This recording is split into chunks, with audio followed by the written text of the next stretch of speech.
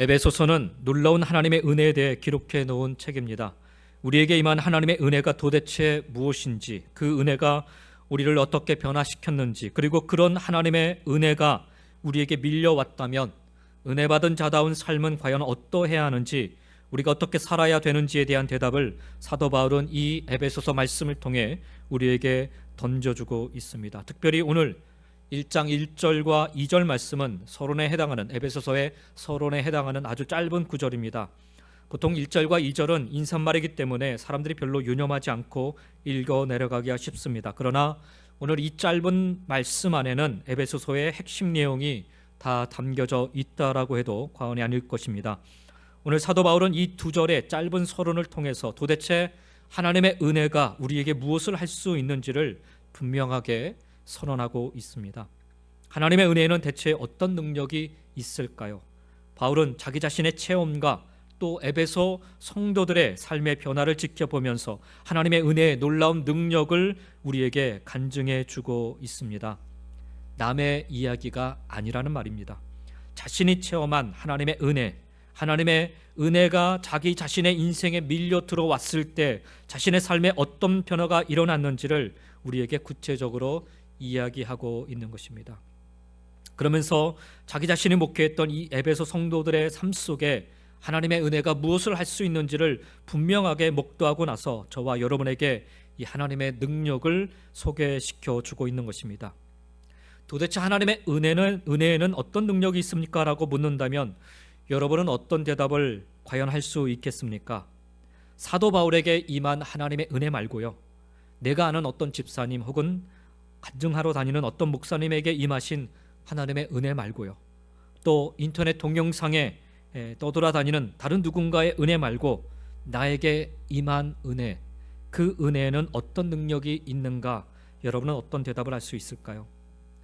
여러분, 하나님의 은혜가 여러분에게 임해서 여러분은 어떤 변화를 그동안 겪으셨습니까? 혹시 아무 생각 없이 오늘도 교회 나와서 하나님의 은혜에서 멀리 떠나 그저 종교적인 신앙생활을 하고 있는 것은 아닌지요? 그렇다면 이 에베소 말씀에 한번 여러분의 마음을 쏟아보시기 바랍니다. 이 말씀을 읽으시고 곱씹으면서, 그리고 되새김질하시면서, 그리고 소화시키면서 하나님 이 에베소를 통해서 묵상하는 동안에 하나님의 은혜가 제게 물결처럼 다가오기를 간절히 소망합니다. 그리고 그 하나님의 은혜를 체험하고 싶습니다. 삶의 변화를 경험하고 싶습니다. 라고 여러분 기도하면서 이 말씀을 우리가 함께 읽어나갈 수 있기를 간절히 소망합니다. 하나님의 은혜가 우리에게 임할 때 우리가 경험할 수 있는 일들은 무엇인지 오늘 우리는 사도 바울의 고백을 통해서 함께 은혜 나누기를 원합니다. 첫 번째, 하나님의 은혜는 우리의 삶에 변화를 가져다 줍니다. 그런데 변화는 변화인데 일시적인 변화가 아닌 근본적인 변화입니다. 오늘의 이 서론에 해당하는 두 절 말씀에는 아주 기본적인 이야기들이 적혀 있습니다. 저자가 누구인지, 또 이 서신서를 받는 독자들, 수신자들은 누구인지, 그리고 이 편지를 쓴 목적이 무엇인가 하는 이 세 가지가 이 서론 안에 다 들어가 있습니다. 일반적으로 에베소서는 빌립보서, 또 골로새서, 빌레몬서와 더불어서 사도 바울이 감옥 안에서 쓴 서신이라 하여서 옥중 서신서라 불립니다. 바울이 1차로 로마에 투옥되어 있던 기간 중에 쓴 서신으로 자신이 2차 전도 여행 중에 세웠으며, 또 3차 전도 여행 중에는 거의 3년에 이르는 기간 동안에 목회하였던 에베소 교회에 보낸 편지가 바로 이 에베소서입니다. 에베소서 안에는 오늘날 신학교에서 다루고 있는 소위 조직신학이라 불리는 신론, 기독론, 성령론, 교회론, 윤리론, 그리고 종말론 등의 내용이 다 담겨져 있어요. 이 짧은 내용인데, 짧은 말씀인데도 불구하고 그 신앙의 그 말은 에베소 지역에 흩어져 있는 성도들에게 신앙의 뼈대를 이루는 모든 요소들을 다루므로 그들의 신앙을 더욱 견고하게 세워주고자 하는 사도 바울의 마음이 담겨져 있음을 알 수가 있습니다. 그들과 함께 할 수 없기 때문에, 이제 곧 자기의 생명이 끝날 것을 짐작하고 있었기 때문에 간절한 마음으로, 또 안타까운 마음으로, 그리고 이 에베소 교회, 또 흩어져 있는 에베소 지역에 있는 성도들을 사랑하는 마음으로 이렇게 이 짧은 말씀이지만 이 안에 자기가 담을 수 있는 그 내용들은 다 담았던 것이죠. 그래서 사실 에베소 말씀은 되게 짧지만 사도 바울의 마지막 말년에 쓴 서신서이기 때문에 로마서 다음으로 가장 사도 바울의 그 신앙과 신학을 다 담고 있다라고 해도 과언이 아닐 정도로 귀한 말씀이 이 안에 담겨져 있습니다.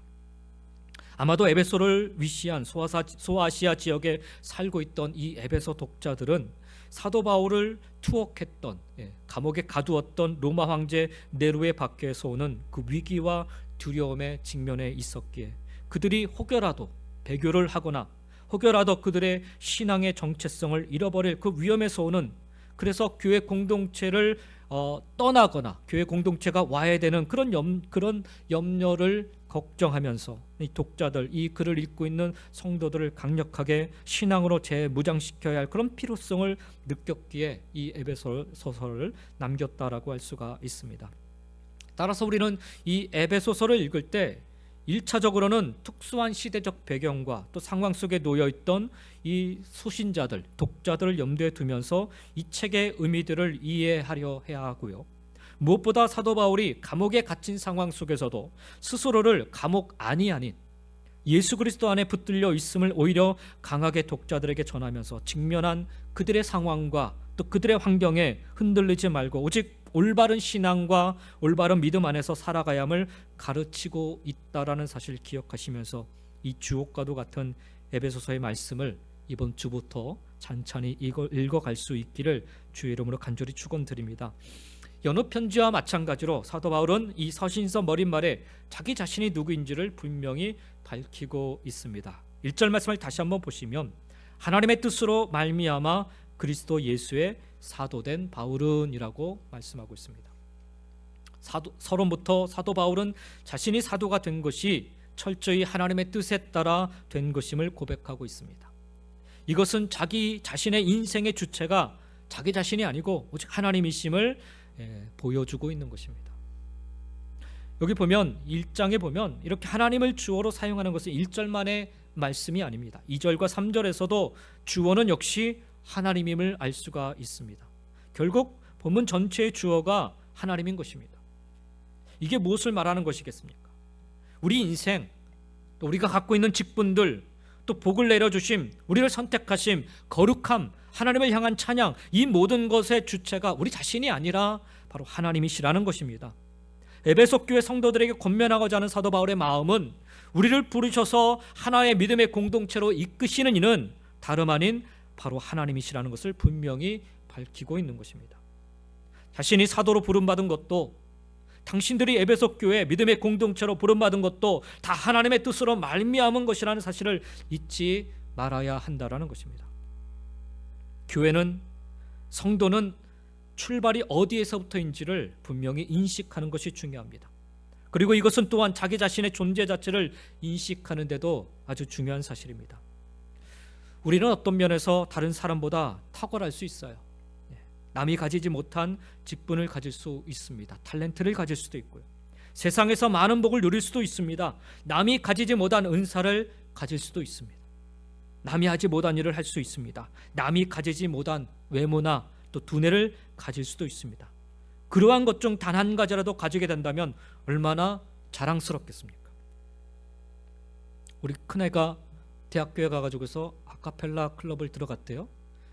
그래서 왜 들어갔냐 했더니 노래를 좀 잘하고 싶어서 들어갔다고 합니다.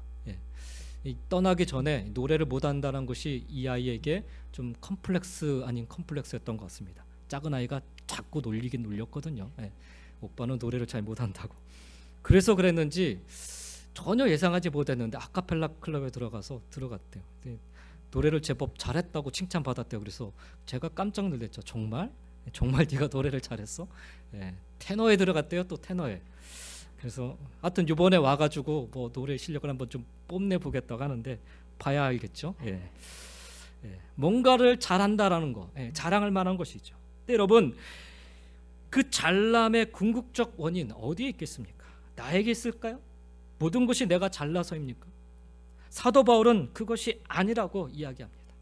그것은 철저히 하나님으로부터 왔다라는 거예요. 직분도 하나님이 주신 것이고, 구원도 하나님이 주신 것이고, 재능도 재물도 때로는 외모도 모든 것이 다 하나님으로부터 왔다라는 것입니다.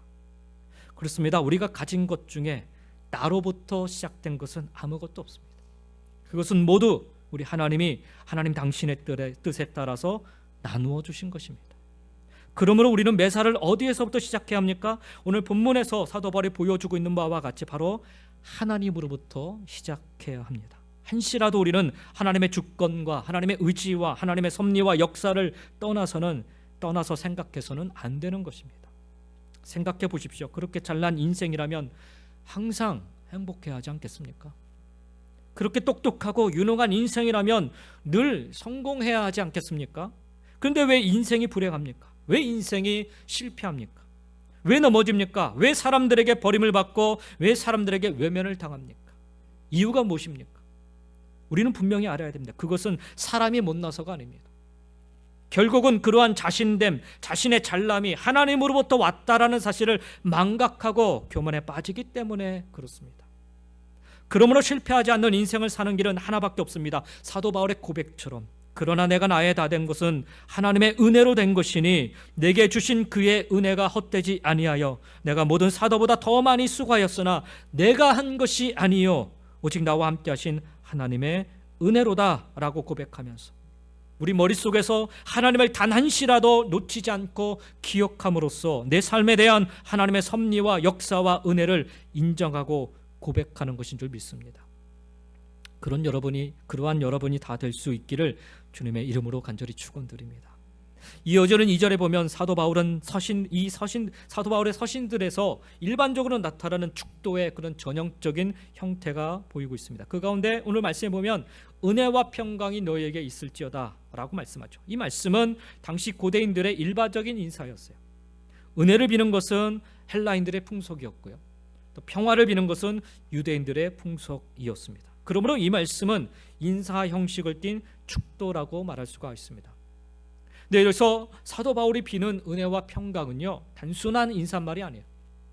사도 바울이 비는 은혜와 평강은 사실 신앙의 알파와 오메가이며 바울이 이 에베소서를 통해 하고 싶은 말의 핵심입니다. 핵심, 은혜와 평강. 여러분, 우리가 어떻게 신앙생활을 시작했는지요? 나의 결단으로 시작했습니까? 물론 나타나는 양상은 그렇습니다. 하지만 그 이면을 생각해 보십시오. 반드시 거기에는 무엇이 있어요? 하나님의 은혜가 있어요. 하나님의 은혜가. 항상 그 이면에는 하나님의 은혜가 먼저인 것입니다. 그것을 잘 보여주고 있는 것이 우리가 지금 에베소서 1장을 보고 있는데 에베소서 2장 8절에 보면 사도 바울이 이렇게 증거하고 있습니다. 너희는 그 은혜에 의하여 믿음으로 말미암아 구원을 받았으니 이것은 너희에게서 난 것이 아니요 하나님의 선물이라 말씀해요. 여러분 분명히 보십시오. 여기서 보면은 분명히 우리는 믿음으로 구원을 얻습니다. 하지만 그것을 사도 바울이 뭐라고 얘기해요? 하나님의 선물이라 규정합니다. 왜 그렇습니까? 내가 믿고 내가 결단을 내려 얻은 구원인데 왜 하나님의 선물이라고 합니까? 그것은 바로 우리가 믿기 위해 먼저 하나님의 은혜가 왔기 때문입니다. 하나님의 은혜가 먼저 역사했기 때문인 것입니다. 만일 하나님의 은혜가 없었다면 어떻게 됩니까? 우리의 구원도 우리의 믿음도 없는 거예요. 이것은 누구나에게 다 동일합니다.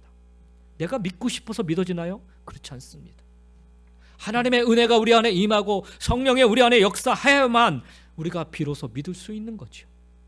그래서 우리는 고백할 수 있는 것이고 그래서 우리는 결단할 수 있는 것이고 그래서 오늘 우리는 이 자리에 나와 있을 수 있는 것입니다. 하나님의 은혜가 먼저인 것입니다. 여러분 홍수 심판에서도 살아남은 노아의 경우를 한번 생각해 보십시오. 성경은 노아를 가리켜서 의인이라 그렇게 부릅니다. 창세기 6장 9절에 보면 당대의 완전한 자라 그렇게까지 이야기합니다. 진정 그는 창세기에 보면 의인 가운데 손꼽히는 인물 중에 한 사람이었습니다. 하지만 보십시오. 그가 잘나서 의인 되었습니까? 자기 자신이 위대해서 당대의 완전한 자가 될 수 있었습니까? 그렇지 않습니다. 여러분, 성경은 그가 먼저 하나님께 은혜를 입었음을 증거합니다. 창세기 6장 8절 말씀하시기를 그러나 노아는 하나님께 여호와께 은혜를 입었더라라고 적고 있습니다. 하나님께 은혜를 입었기 때문에 그는 의인이라 인정을 받을 수 있었던 거지요. 그렇습니다. 여러분, 바로 이것입니다. 항상 성도에게 있어서 우선인 것은, 저와 여러분에게 있어서 우선인 것은 하나님의 은혜인 것입니다. 성도로 하여금 성도되게 하는 것, 그것은 바로 하나님의 은혜입니다. 때문에 사도 바울은 은혜가 먼저였음을 가르치고 있고 또한 은혜가 있어야 한다라고 지금 가르치고 있는 것입니다. 바울 자신도 이 은혜로 말미암아 극적인 변화를 받은 사람 아닙니까? 아주 이례적으로 사도 바울이 자기 자신의 이력을 잠깐 소개한 적이 있습니다. 원래 자랑하지 않는 사람인데 잠깐 자기를 소개합니다. 빌립보서 3장 4절부터 6절에 보면 그러나 나도 육체를 신뢰할 만하며 만일 누구든지 다른 이가 육체를 신뢰할 것이 있는 줄로 생각하면 나는 더욱 그러하도다. 나는 8일 만에 할례를 받고 이스라엘의 족속이요 베냐민의 지파요 히브리인 중에 히브리인이요 율법으로는 바리새인이요 열심으로는 교회를 박해하고 율법의 의로는 흠이 없는 자로다라고 고백을 합니다.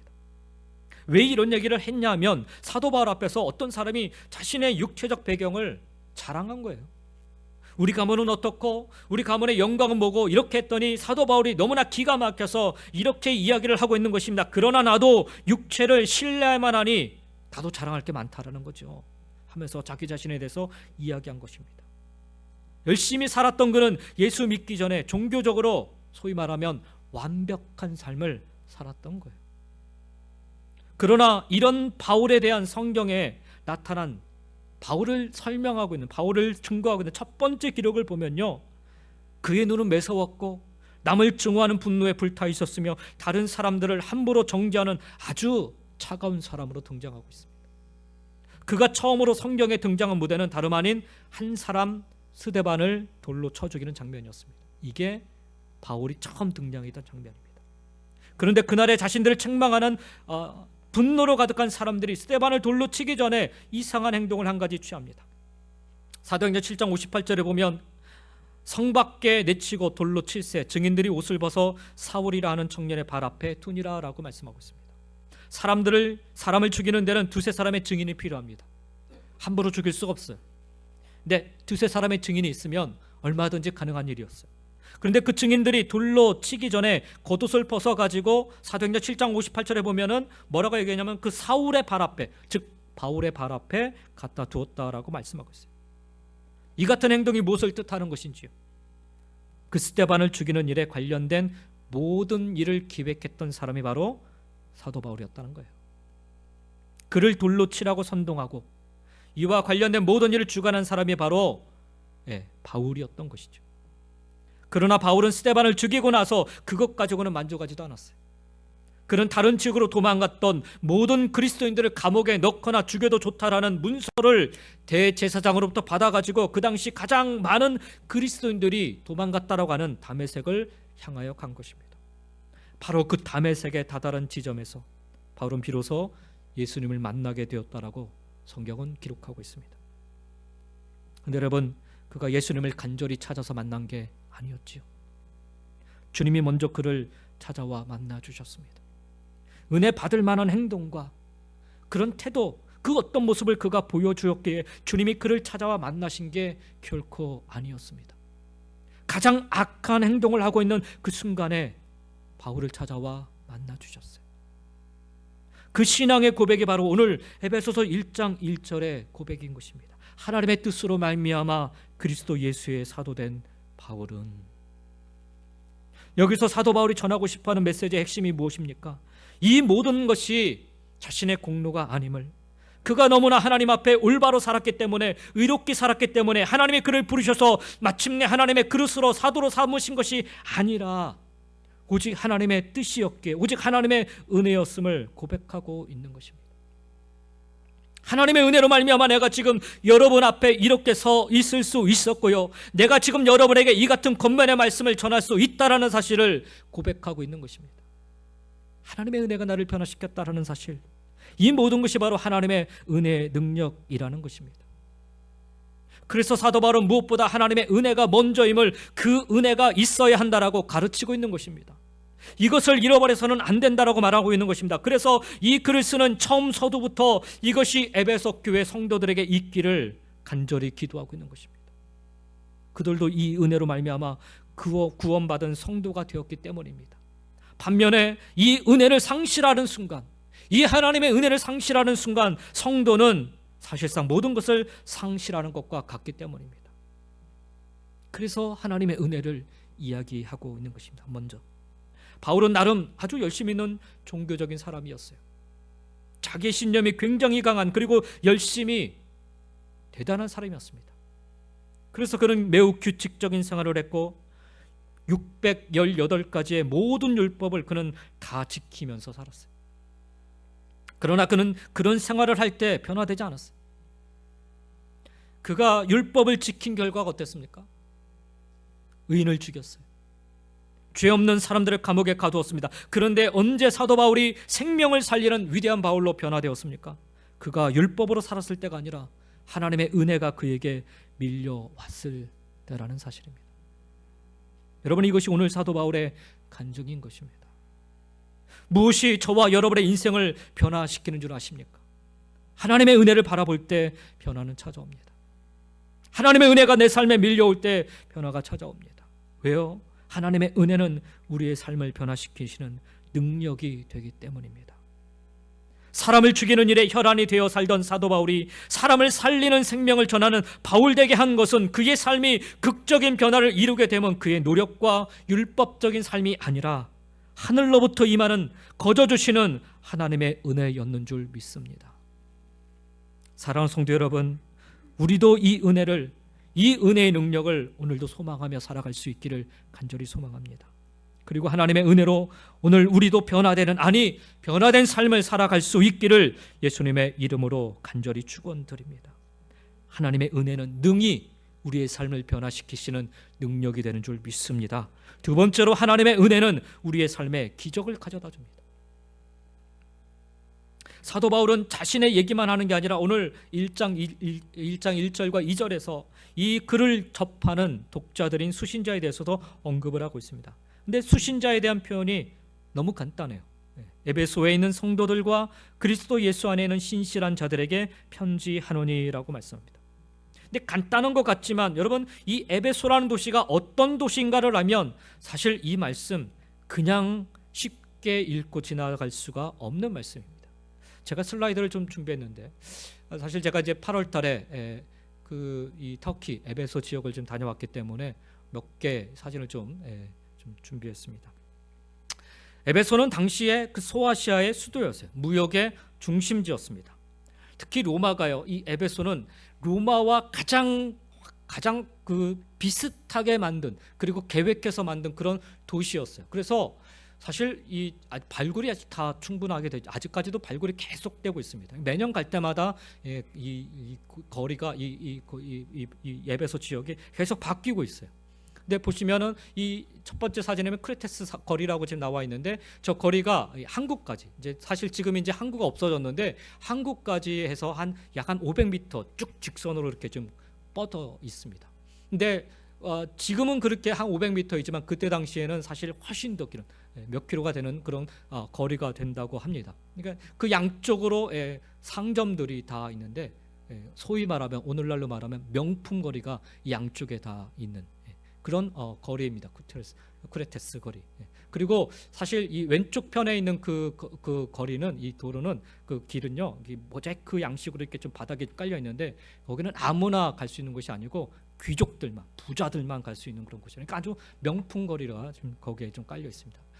겔수스 도서관이 거기에 있는데, 좀 로마 당시에 그 3대 도서관이 있는데, 그 황제를 위해서 세운 도서관인데, 그때 당시에 저 도서관에 약 16,000권의 도서가 있었다고 합니다. 그러니까 로마 당시에 그 약간 두 번째로 큰 도서관이 이 에베소 지역에 있었던 것이죠. 그리고 맨 밑에는 원형극장인데요. 약 한 16,000명, 1,500명 정도가 들어가는 그런 원형 극장입니다. 저기에서 사도 바울이 에베소서 복음을 전하다가 쫓겨나게 됐을 때 저기에서 이제 그 사람들에게 신문을 당하는, 사람들이 가득 메워가지고 바울을 핍박을 하려는 그런 상황들이 저기서 있었다고 합니다. 지금도 저 원형 극장은 위로 계속 이게 그 발굴해서 계속 좀 확장해 나가고 있습니다. 옛날에 그 터르들을 이제 발굴해 나가는 과정이죠. 그래서 뭐 한 10년 전에 갔던 상황과 또 10년 후에 갔던 상황은 또 틀린다고 합니다. 그래서 제가 이제 그 파노라마 사진으로 좀 찍은 건데 상당히 큽니다. 저 꼭대기에서 소리를 질러도, 아니면 저 밑에서 소리를 질러도 다 들릴 수 있을 만큼의 그런 모습으로 지금 지어지고 있습니다. 그 다음 사진을 보면요, 이제 에베소 관청이 있는데 그 에베소 관청 그리고 이제 제가 아르테미스 여신과 공중 화장실을 있는데 저 공중 화장실은 한 번에 50명 정도가 앉아서 볼일을 볼 수 있는 수세식입니다.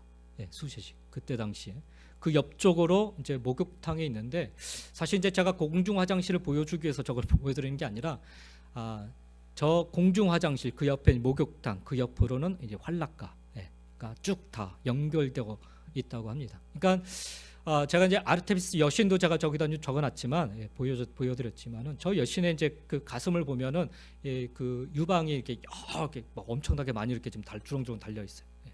그만큼 음란하고 혼탁했던 그런 상황을 보여주고 있는 것입니다. 한 장 더 보시면은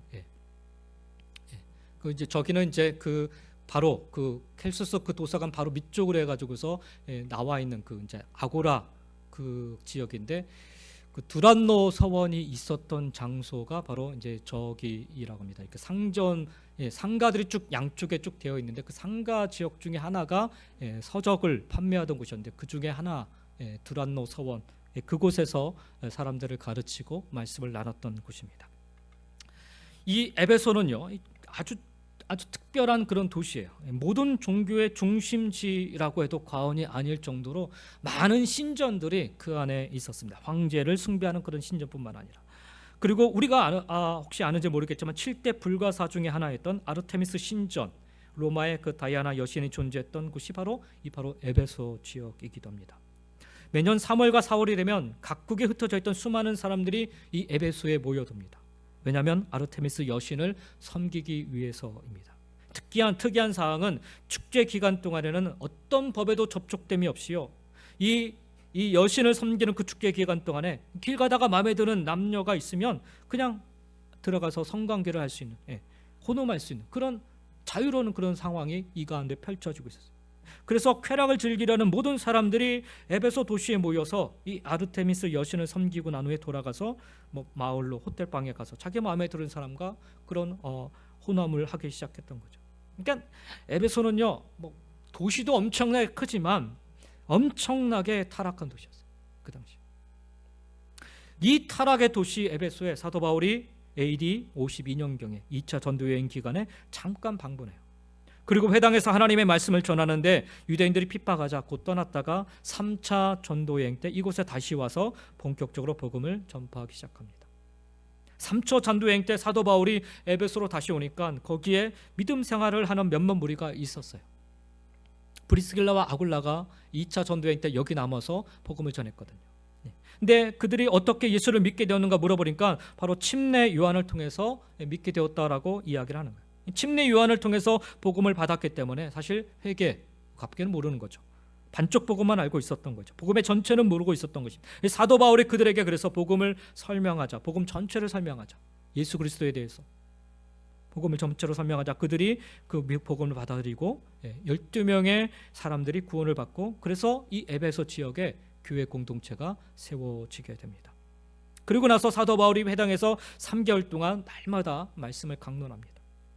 사람들이 계속해서 몰려와서 사도 바울의 그 강론을 듣자 회당에서는 도저히 가르칠 수 없을 정도가 되자 유대인들이 시기심이 발동해서 사도 바울을 핍박하기 시작합니다. 그러자 사도 바울은 우리가 너무나도 잘 알던 그 두란노 서원, 아까도 제가 사진에 보여드렸지만 이 두란노 서원에 옮겨서 거기서 약 한 2년 동안 하나님의 복음을 가르치고 전했던 것입니다. 낮에는 더워서 사람들이 다닐 수가 없어요. 그래서 그 서원에서 이렇게 그 지금 저렇게 기둥만 남아 있지만 지붕까지 있기 때문에 사실 낮에는 그 기둥 안에 들어가면 그 지붕 안에 들어가면 아주 서늘하죠. 그곳에서 낮 시간을 통해서 많은 사람들에게 복음을 계속해서 가르치고 세웠던 것이죠. 근데 여러분 하나님의 복음이 이 우상의 도시 에베소에 얼마나 강력하게 전파되었는지 지금도 이제 사실 엄청나게 큰 도시로 이렇게 보이지만 그때 당시에는 더 컸죠. 그러니까 얼마나 많은 사람들이 그곳에 왔다 갔다 했겠어요?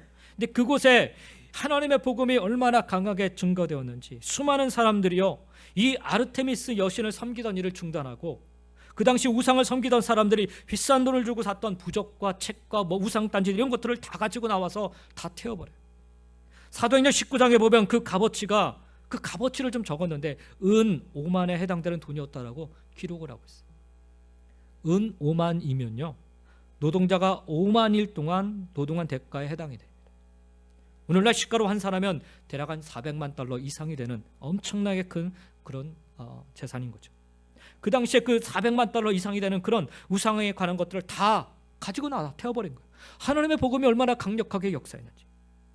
그러자 그 일로 인해서 이 아르테미스 여신상을 새겨서 비즈니스 잘해오던 사람들에게 문제가 생긴 것입니다. 그래서 그 가운데 은장색이었던 데메드리오가 주동이 돼서 사람들을 선동합니다. 저들이 아덴의 여신을 모독한다라고.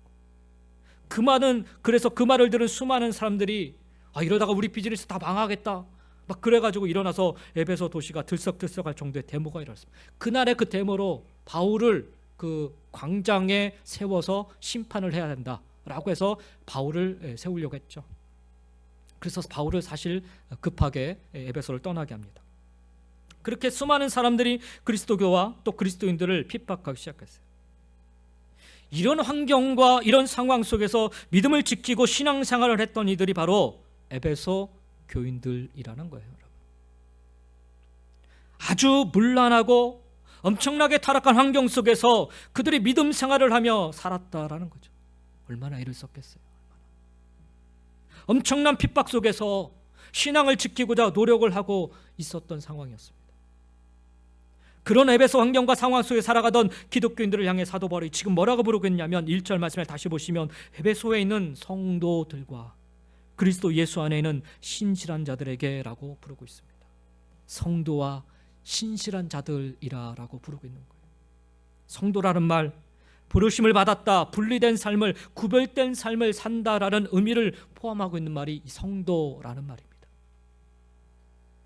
그냥 그리스도인이라 부를 수 있는데 오늘 여기서 사도 바울이 이들을 가리켜 성도라고 부르는 것은요, 오늘 저와 여러분을 향해서 부르는 성도 여러분, 이런 의미가 아니라는 거예요. 특별히 하나님의 말씀을 듣고 부름을 받은 자요, 구별된 삶을 사는 너희들이요 라는 그런 의미인 거죠. 아까도 말씀드렸지만 이 에베소라는 도시요, 신앙생활하기에 그렇게 좋은 도시가 아니에요.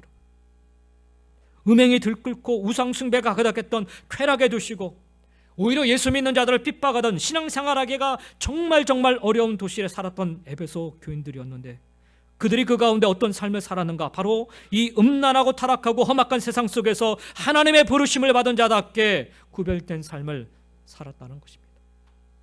그뿐만 아니라 이들은 하나님 앞에서 신실하게 신앙을 지키며 살아왔다라고 말씀하고 있는 것입니다. 여러분, 에베소에 사는 사람들에게 있어서 이것은 기적과도 같은 것입니다. 오늘날 교회 가지 말라 말리는 사람 없잖아요, 여러분. 혹시 여러분 여기 오늘 교회 오시는데 교회 가지 마 이렇게 말린 사람 있어요? 요즘 없어요, 여러분. 예배 드리는 걸 방해하는 사람 있습니까? 우리 너무나 더 편안한 가운데 지금 예배 드리고 있잖아요. 그러나 그럼에도 불구하고 신앙생활하기가 쉬우신가요? 녹록지 않죠. 오늘도 갈등이 되고 어렵잖아요, 여러분. 근데 여러분, 그 당시 에베소 교인들은요, 공개적인 핍박과 고난 속에서도 계속해서 믿음 생활을 감당하며 모이게 힘쓰셨고요, 함께 떡을 떼며 사랑을 나누고 실천하는 공동체의 삶을 살았던 것입니다. 터툴리안의 고백 같은 고백을 보면요, 그때 터툴리안의 복음을 전할 때 당신들이 그리스도의 그 사랑, 그리스도인들이 베푸는 사랑을 아시는지요? 다들 안다라는 거죠. 그래서 복음을 전하기 시작했다라는 거예요. 그만큼 당시 에베소 교인들은요, 하나님의 사랑을, 예수 그리스도의 사랑을 전하는 그런 믿음의 공동체였다는 거죠.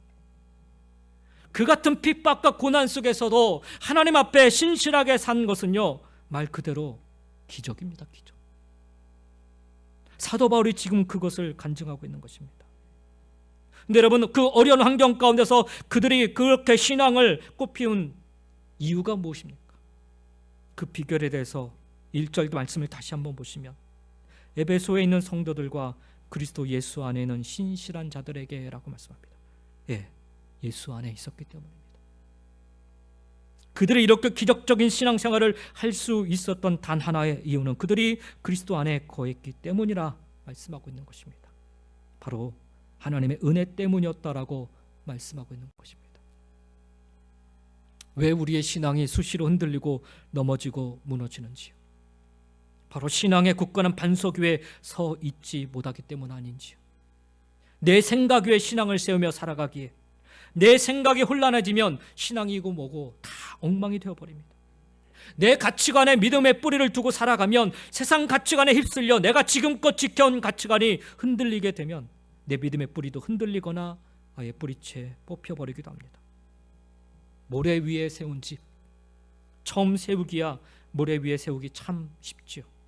땅을 파기도 쉽고 기둥을 세우기도 쉽고, 그런데 모래 위에 집을 세우면 바람이 불고 홍수가 나면 이내 무너지고야 맙니다. 그래서 우리 주님께서는 모래 위가 아니라 좀 힘들어도 반석 위에 집을 세워야 한다라고 말씀하고 계십니다. 내 생각이 아니라, 내 가치관이 아니라, 내 주장이 아니라, 내 방법이 아니라 오직 하나님의 말씀 위에, 오직 오늘 말씀처럼 그리스도 예수 안에 그 반석 위에 서 있어야 그 안에 거해야 하는 것입니다. 그것이 바로 음란하고 어려운 환경과 핍박과 고통이 밀려오는 환경 속에 에베소에서 성도로서 신실하게 살아갈 수 있는 비결이었기 때문입니다. 근데 여러분, 이게 우리 뜻대로 되던가요? 예수 그리스도 안에 사는 것 우리 뜻대로 되던가요? 예수 안에 거하는 삶 우리 뜻대로 내 마음대로 가능하던가요? 교회만 오면 그냥 자동으로 예수 안에 거하는 삶이 되던가요? In Christ, 예수 안에는 전적인 하나님의 은혜가 아니고서는 불가능합니다. 예수를 이 땅에 보내신 이도 하나님이시고, 예수를 우리로 하여금 믿게 하신 이도, 예수를 나의 구주로 고백하며 살게 하신 이도, 그리고 예수를 쫓아 살아가게 하신 이도 바로 내가 아니라 하나님이시기 때문에 그렇습니다. 그래서 이 또한 하나님의 은혜인 것이죠. 이 예수 안에 거하게 하신 하나님의 은혜로 말미암아 에베소 교회 성도들은 전혀 불가능한 환경과 그 상황 속에서 성도로서 그리고 신실한 자로서 불릴 만한 기적과도 같은 삶을 살 수 있었던 것입니다. 여러분, 기적이 다른 게 기적이 아니에요. 신앙을 지키며 이 믿음의 자리에 서 있는 것 자체가 바로 기적인 것입니다. 그리고 그 기적을 이루게 하는 것은 다름 아닌 하나님의 은혜 때문인 줄 믿습니다. 그렇습니다. 오직 하나님의 은혜만이 우리 삶에 기적을 가져다 주는 줄 믿습니다. 그러니 오늘도 우리 삶을 오직 하나님 은혜 앞에 내어놓으시기 바랍니다. 하나님께서 예수 안에 거하게 하시는 그 은혜로 말미암아 도저히 이길 수 없는 세상의 유혹 속에서, 도저히 감당할 수 없는 세상의 시험 속에서 이기고 승리하는, 그리하여 거룩한 성도로 하나님이 인정하시는 신실한 자로 오늘의 기적을 체험하고 고백하며 살아가시기를 예수님의 이름으로 간절히 축원드립니다. 마지막 세 번째로, 하나님의 은혜는 우리의 삶에 축복을 가져다 줍니다. 우리의 삶을 변화시키고요, 우리의 삶을 기적으로 인도하시고, 그리고 우리의 삶에 축복을 가져다 줍니다. 오늘 사도 바울은 2절에서 하나님 우리 아버지와 주 예수 그리스도로부터 은혜와 평강이 너희에게 있을지어다 라고 말씀하고 계십니다. 즉 하나님의 은혜는 우리로 하여금 평강을 누리게 한다라는 말씀입니다.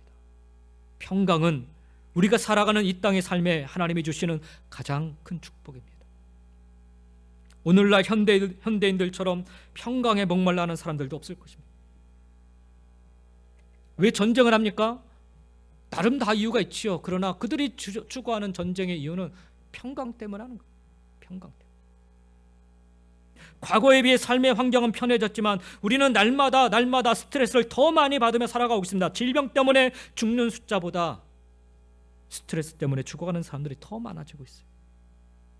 음식은 좋아지고 삶은 편안해졌는데 사람들은 더욱더 피폐해져만 갑니다. 왜 그렇습니까? 그것은 마음의 평안이 없기 때문에, 그래서 하나님의 축복을 빼앗기고 있기 때문에 그렇습니다. 이렇게 축복이 없는 이 시대에 어떻게 하나님의 축복을 마음껏 받아 주님의 평강을 우리 마음에 누릴 수 있을까요? 사도 바울은 하나님의 은혜로 말미암은 하나님의 평강을 주기 위해 이 에베소서를 썼다라고 말씀하고 있습니다. 여러분, 여러분의 삶의 방향을 바꾸고 싶으십니까? 여러분의 삶의 변화가 일어나기를 원하십니까? 기적 같은 삶을 살고 싶으신가요? 정말 이 메마른 마음에 하나님의 평강이 소낙비같이 쏟아져서 하나님의 축복을 나만 누리는 게 아니라 내 자손 대대로 물려주는 하나님의 축복의 통로가 되기를 원하시는지요? 그 비결을 사도 바울은 우리에게 이렇게 소개하고 있는 것입니다. 여러분도 그러한 삶을 원하십니까? 그렇다면 나와 에베소 성도들의 체험을 통해 내가 하나님 앞에 얻은 계시의 모든 진리로 여러분을 권하노니, 사랑하는 성도 여러분, 하나님의 은혜 안에 거하십시오 라는 말씀인 것입니다. 하나님의 은혜, 그 하나님의 은혜가 물밀듯 내게 밀려오면 우리도 이와 같은 축복 속에 살아가게 될 줄 믿습니다. 많이 가져야 평강이 아니에요. 뭘 많이 갖고 있어야 평안한 줄 아는데 그렇지 않아요. 우리 가져보신 분들 아시잖아요. 가지면 가질수록 더 불안해요. 많이 가져서 평안한 게 아니라 아주 작은 것으로도 하나님의 은혜를 주시면 평안을 누릴 수 있는 거죠. 평안한 사람의 특징이 뭐예요? 나눠요. 계속해서 나눠요. 퍼주는 거죠. 보면은 별 가진 것도 없으신데, 죄송합니다, 이런 표현 써서.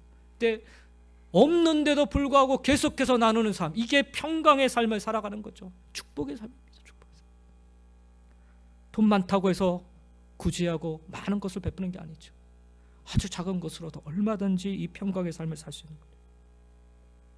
하나님의 은혜가 물밀듯 내게 밀려오면 우리는 이와 같은 하나님의 물결 앞에 놀랍게 변화되고 하나님의 축복을 받으며 살아갈 수 있는 것이죠.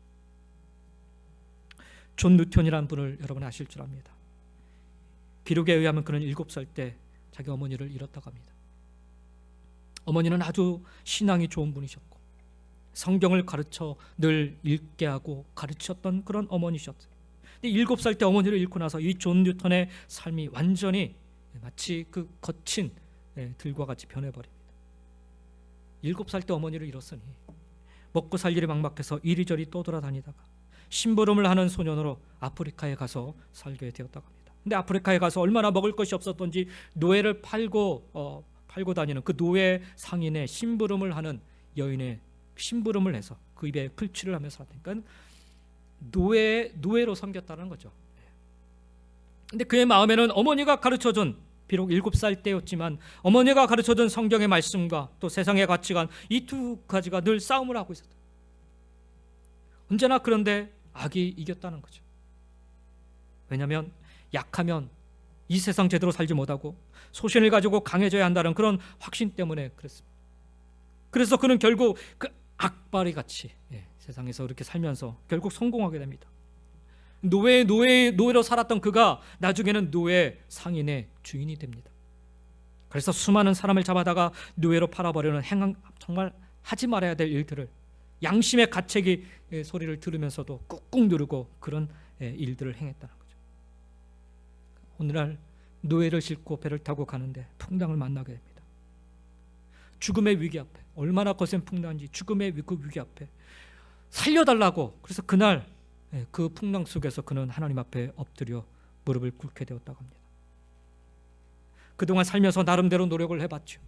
부도 가져봤고 절제 있는 생활도 해봤는데 아무리 노력해도 자기 삶이 변화되지 않았습니다. 안돼, 풍랑 가운데 아무리 노를 줘도 되지 않자 그 죽음의 문턱에 이르자 그는 하나님 보좌 앞에 자신을 맡기는 결단의 기도를 드리게 됩니다. 살기 위해서 주님 보좌 앞에 나아간 게 아니에요.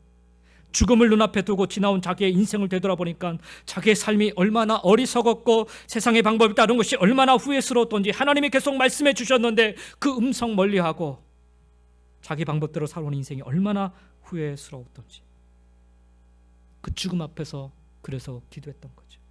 하나님, 저는 오늘 죽어도 좋습니다. 하나님, 그러나 이 죽음 앞에서 자비를 베풀어 달라고, 은혜를 베풀어 달라고. 근데 그가 그 기도를 드리는 순간에 파도가 정말 거짓말처럼 잔잔해지기 시작했다는 거예요. 풍랑이 점차 가라앉더니 어느새 평온을 되찾는 놀라운 일을 그가 경험하게 되었습니다. 죽는 줄 알았는데 기도하는 순간 뉴턴에게 하나님의 은혜가 임한 것이었습니다. 그리고 비로소 하나님이, 어머니가 그토록 말씀하신 하나님이 살아계신 하나님으로 비로소 믿어지게 되었다는 거예요. 그 죽음 앞에서, 풍랑 앞에서 그분이 바로 나를 그 죽음의 풍랑 속에서 건져 구원해 주셨다는 사실, 그 은혜가 비로소 믿어지게 되었다는 거죠. 그렇게 풍랑이 지나가고 잔잔한 바다가 되자 하나님 은혜가 너무나 감격스러워서 그 순간 감격의 펜을 들어서 쓰기 시작했다고 합니다. 그날의 그 감격을 적은 시가 우리가 너무나도 잘 아는 시입니다. 나 같은 죄인 살리시, 그 은혜 놀라워. 잃었던 생명 찾았고 광명을 얻었네. 큰 죄악에서 건지신 주 은혜 고마워 나 처음 믿은 그 시간 귀하고 귀하다. 이제껏 내가 산 것도 주님의 은혜라. 또 나를 장차 본향에 인도해 주시리. 거기서 우리 영원히 주님의 은혜로 해처럼 밝게 살면서 주 찬양하리라. 그날 이후로 존 뉴턴은 달라졌다고 합니다. 자신이 추구하고 쫓던 인생의 목표를 이루어야 비로소 평강을 누릴 수 있다 여겼는데, 더 많은 물질을 내 손에 쥐어야만 더 이상 염려와 걱정이 없는 평강을 누릴 수 있다 생각하며 악착같이 살았는데, 하나님의 은혜가 임하고 나니까 더 이상의 염려와 두려움, 불평과 원망이 없는 참된 평안을 경험하게 되었습니다. 이후 그는 노예를 팔아 넘기던 인생에서 복음을 실어 나르는 인생이 되었습니다.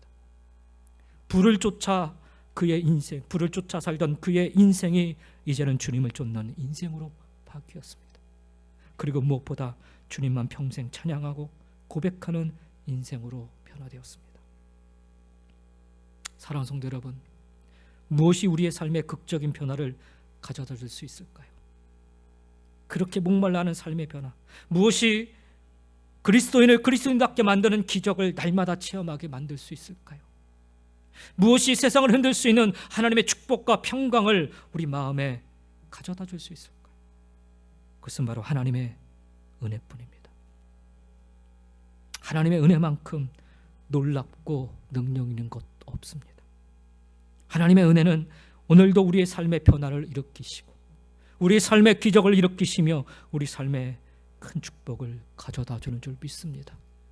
사랑하는 성도 여러분, 이 하나님의 은혜를 사모할 수 있기를 원합니다. 이 하나님의 은혜로 삶의 변화를, 여러분 고통스럽고 힘들고 견디기 어려운 그 삶의 속에서 기적을, 그리고 정말 간절히 소망하는 평강, 그 하나님의 축복을 마음껏 누리시는 여러분 모두가 다 되시기를 예수님의 이름으로 간절히 축원드립니다. 기도하겠습니다.